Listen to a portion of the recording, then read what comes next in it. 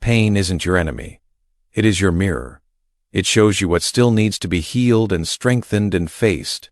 But most people spend their whole lives running from it, numbing it, burying it, pretending it doesn't exist. They chase comfort and then wonder why their souls feel so weak. They run from struggle and then complain about not being strong. They hide from truth and then cry when life exposes them. The Stoics, on the other hand, did the opposite. They did not flee from pain. They faced it, studied it, and used it. Marcus Aurelius, the emperor of Rome, faced betrayal, disease, and war. He never cursed the pain. What he does say is that what stands in the way becomes the way. Pain wasn't punishment to him. It was practice. And Seneca once called it the necessary discipline of the soul. Even for Epictetus, a slave with a broken leg, pain was his best teacher. The Stoics knew what modern man forgets. The more you run from pain, the more it owns you, the more you face it, the more it frees you. Think about it. Every strength you admire came from pain. Every virtue, patience, courage, resilience, wisdom, was born in the fire. You don't develop calm when life is easy. You don't learn endurance when everything works out. You don't grow until something forces you to face what you'd rather avoid. Pain is not here to destroy you. It is here to awaken you, but awakening hurts. The Stoic doesn't seek pain for pleasure. He doesn't chase suffering for glory. He accepts it as inevitable and turns it into growth. When others complain, he observes. When others resist, he breathes. When others panic, he acts. For he knows pain is part of the process. Music builds softly, a slow crescendo of strings, quiet but intense. You see, modern life has made people allergic to discomfort. One bad day, and they spiral. One rejection, and they collapse. One failure, and they quit. But the Stoic sees each of these as training, the gym of the soul. The weights are invisible, but they're heavy. And every time you choose to lift them instead of run, you grow. That is why Seneca practiced sleeping on the floor, eating coarse food, wearing rough clothes. Not to punish himself, but to remind his mind who was in control.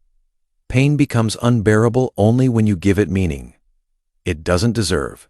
Ask yourself, how many times pain made you stronger without you realizing it? The heartbreak that taught you patience, the failure that built your hunger, the betrayal that gave you clarity. Every scar you carry tells a story of survival. Every loss you endured shaped your mind into something sharper. Pain is the architect of character. And the Stoics, they were its apprentices. The first Stoic lesson about pain is this: stop labeling it as bad. Pain isn't bad. It is feedback. It is the body's alarm that you've reached a limit, the mind's signal that something inside needs to evolve. When Marcus Aurelius faced his darkest nights, he didn't pray for escape. He prayed for endurance. He didn't ask the gods to make things easier. He asked them to make him stronger. That is the Stoic mindset. Don't wish for lighter burdens, wish for broader shoulders. When you cease to fight pain, it changes form. The suffering resisted becomes suffering understood, and when understood, it loses its power to destroy. You become the calm in your own storm. You learn to sit in discomfort, not as a victim, but as a student. You start to see every challenge as a test, every wound as a lesson, every loss as preparation. Epictetus said, "Difficulties show what men are." The Stoic doesn't just talk about resilience, he proves it by living it. When pain arrives, he doesn't ask, "Why me?" He asks, "What now?" Because he knows the question shapes the experience. Why me makes you weak. What now makes you wise. There is a moment in every life when pain knocks loud, unexpected, unavoidable, and most people waste it. They resist, they deny, they drown in self-pity. But the Stoic welcomes it as a teacher. He listens, he learns, he grows, because he knows that what breaks others builds him. Pain is the great equalizer. It doesn't care if you are rich or poor, admired or forgotten. It visits everyone. But not everyone uses it. Some people crumble under its weight, others rise. The difference isn't in the pain, it is in the perception. Marcus Aurelius said, "If you are distressed by anything external, it is not due to the thing itself, but to your judgment of it." The Stoic doesn't fear pain. He studies it until it becomes wisdom. Here it is. Your comfort zone isn't protecting you. It is suffocating you. Every time you run from discomfort, you trade a moment of pain for a lifetime of regret. The Stoic sees pain as the price of freedom. You won't be able to master yourself until you stop fearing the very thing that reveals you. When life hurts, don't numb it, feel it. When you fail, don't flee, face it. When you lose, don't collapse. Learn pain isn't the enemy, it's the initiation. It's the gate you must walk through to find yourself. Every tear, every scar, every lonely night, it all means something, all builds something. The Stoic secret is not that he avoids pain, but that he uses it. There is something that happens when you stop running from pain. It begins to teach. It begins to shape you. But to learn from it, you have to stop asking, "Why me?" and start asking, "What is this showing me?" That question, that single shift, is where all Stoic transformation begins. Because the Stoics knew that life doesn't punish, it prepares. It isn't cruel, it is corrective. The hardship you face isn't random, it is a response. It is life showing you the gap between who you are and who you could be. Epictetus had been beaten as a slave until his leg broke, and he lived the remainder of his life limping. And yet, he never complained. He said, "I must die, but must I die groaning?" That is not indifference, it is insight. He realizes that pain only multiplies when you resist it. The body may ache, but the mind decides how deep the wound goes. The Stoic doesn't deny the pain, he defines it. He looks it in the face and says, "You may touch my body, but you will not own my mind." The more you embrace pain, the more the tone of its voice changes. It ceases to scream and begins to whisper. It tells you where your weakness lives. It tells you where your ego hides. It makes you realize what portions of yourself still rely on things outside of yourself: comfort, praise, validation, control. That is why most people fear pain. It exposes their attachments. It is not the suffering itself they dread. It is what it reveals. Marcus Aurelius wrote in his journal, "Does what happened keep you from acting with justice, self-control, and reason? If not, it cannot harm you." He wasn't being poetic. He was being precise. For the Stoic, the only real harm is the loss of virtue, the loss of inner alignment. Everything else is simply experience. Pain, rejection, loss, they test your alignment. They ask, do you still act with virtue when things fall apart? Because anyone can be kind when life is kind to them. But can you be kind when life isn't? Can you remain calm when the world trembles? Can you choose reason when everything inside you screams emotion? Pain is a sort of purification to the Stoics. Every hardship is a fire that burns away illusion. And what remains after the fire? Truth. The Stoic soul is like steel, forged in the heat of struggle, edged in reflection, and polished by acceptance. The more you face pain with consciousness, the stronger you become. The less it controls you, the less it defines you. You stop identifying as someone who suffers, but rather as someone who learns. Seneca said, "Fire tests gold, adversity tests brave men." He thought the pain didn't only expose strength, it created it. A life without struggle wasn't peace to him. It was stagnation. It was rot masquerading as rest. He warned that too much comfort softens the mind and weakens the will. He wrote, "The greatest danger isn't the sword or the storm, it's softness. Think about your life. The moments that really changed you weren't easy. The heartbreak that matured you, the failure that humbled you, the rejection that redirected you. You didn't grow in comfort. You grew when you were cornered, desperate, uncertain. And you kept going."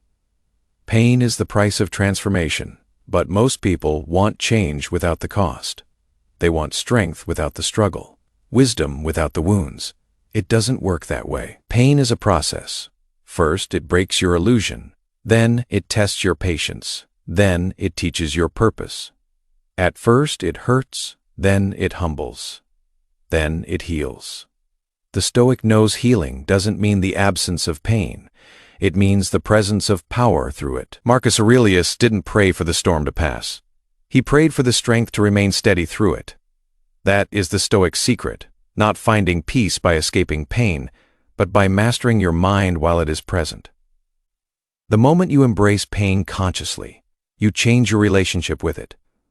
You stop calling it bad, you start calling it necessary. You stop hiding from it and start working with it. That's where real growth begins. You become aware that every difficulty is not an interruption of life. It is life. It's not a detour on your journey.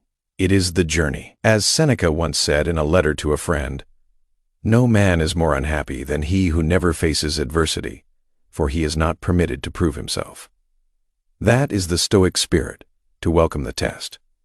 Not with arrogance, but readiness. Because the test reveals what practice cannot. The Stoic practices hardship so that he is not surprised by it. He envisions loss, discomfort, and pain, not to be pessimistic, but to be prepared. This practice, premeditatio malorum, is the rehearsal of resilience. Imagine the worst, so when it arrives, you are not shaken, you are already trained. And when the pain finally comes, as it always does, the Stoic smiles. Not because he enjoys it, but because he recognizes it. He has seen this enemy before. He has practiced this moment 1,000 times in silence. He knows exactly what to do: breathe, observe, endure, adapt, because he has already accepted that pain is not a punishment. It is a path. Music fades, a few deep breaths in the background, soft percussion rising again. Pain shows you what is real. It strips you bare. But in that nakedness, you find authenticity. You stop pretending. You stop performing. You start seeing yourself clearly, and from that clarity, strength is born. Not the loud kind, not the kind which shouts in victory. The quiet kind, the kind which endures, which remains calm when the world is chaos. That is the strength Stoicism trains you to find, not in comfort, but in the cold truth of experience. When the Stoics spoke about pain, they didn't speak as philosophers sitting in luxury. They spoke as men who had suffered. They bled, they lost, they endured betrayal, war, poverty, and death. And through all of it, they built an inner fortress. They understood something most people never do. Pain doesn't just shape you. It tests whether your values are real. Anyone can believe in strength when life is easy. But belief without hardship is just decoration. Pain has one question for you. Do you mean it? You say you are disciplined. Great. Now, watch how you act when you are exhausted. When no one is looking, when it all seems pointless. You say you are kind. Now, let's see you be kind when the world gives you literally no reason to be. You say you want growth. Perfect.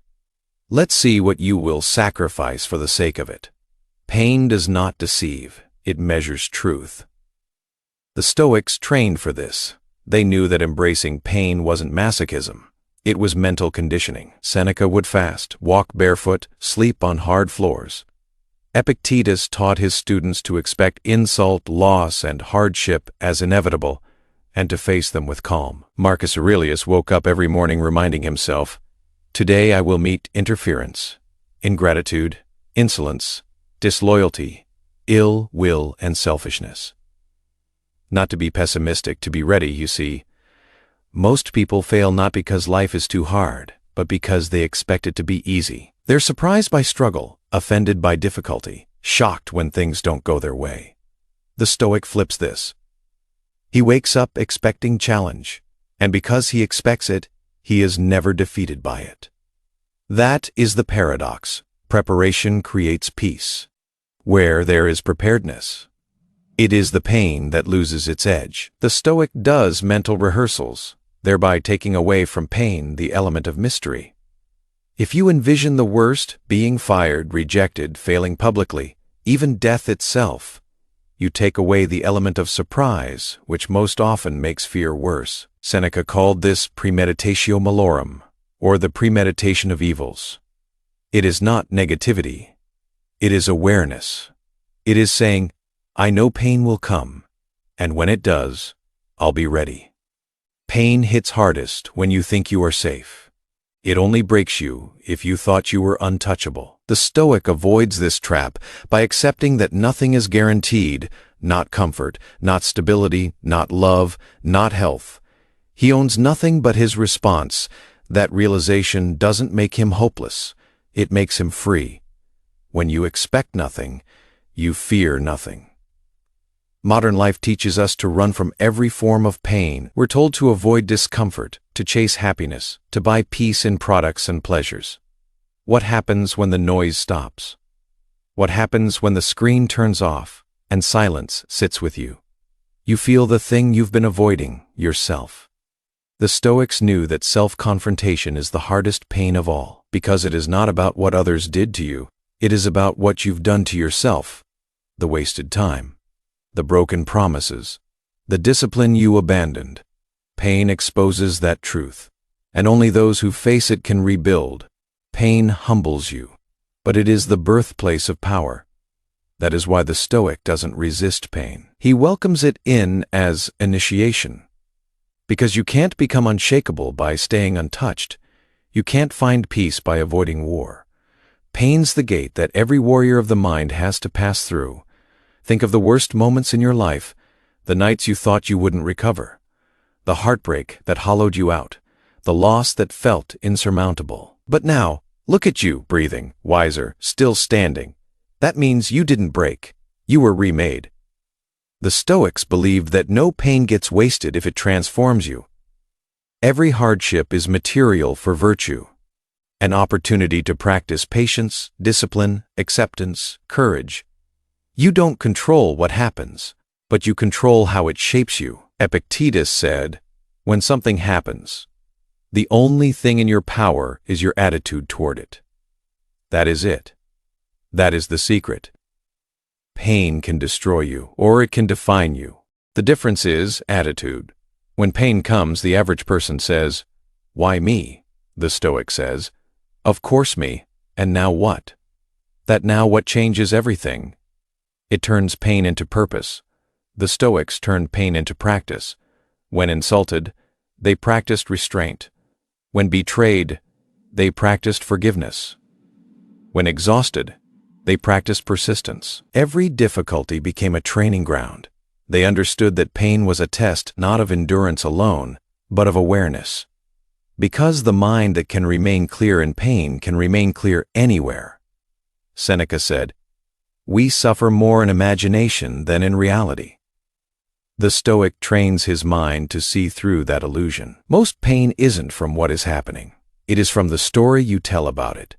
Change the story, and the suffering changes shape. That is what Stoicism teaches. Pain isn't your enemy, your interpretation is. Music fades slowly, just a low hum remains. So when pain visits, don't resist. Breathe, watch it, feel it, ask what it is trying to teach you. A Stoic does not flinch, he listens. Because he knows pain understood is power, and the pain accepted becomes peace. Pain, when understood, stops being your prison.